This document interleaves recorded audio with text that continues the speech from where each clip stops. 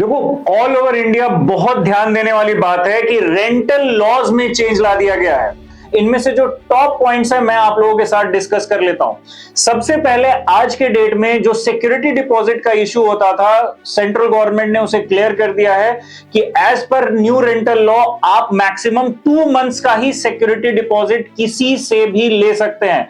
यानी जो आपका रेंट है उसका 2 मंथ्स का जो टोटल रेंट होगा वही आपसे सिक्योरिटी डिपॉजिट में लिया जा सकता है। दूसरी बात, आपका जो रेंट का हाइक होता है यानी इंक्रीमेंट होता है वो पूरे के पूरे साल में एक ही बार किया जा सकता है।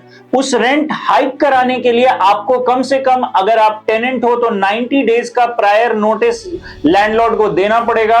लैंडलॉर्ड के साइड से क्या एडवांटेज है कि अगर आपने 2 महीने से ज्यादा यानी टेनेंट ने 2 महीने से ज्यादा का रेंट या 2 महीने का रेंट नहीं दे रखा है तो वो अपने प्रॉपर्टी को इवैक्यूएट करा सकता है, उसके लिए वो लीगल एक्शन में भी जा सकता है। इन सब चीजों के अलावा न्यू रेंटल कोर्ट्स आज के डेट में एस्टैब्लिश कर दिए गए हैं।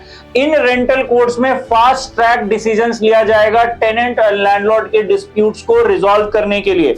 इन सब चीजों के अलावा मैं आप लोगों को साथ में ये बता दूं कि अगर आपके पास नया रेंटल लॉ आ गया है या आप अब अपने पास एंट्री करते हो या आप पुराने टेनेंट या लैंडलॉर्ड क्यों नहीं हो, रेंट एग्रीमेंट का होना मैंडेटरी या कंपलसरी है। और सिर्फ होना नहीं, रजिस्टर्ड रेंट एग्रीमेंट होना मैंडेटरी या कंपलसरी है।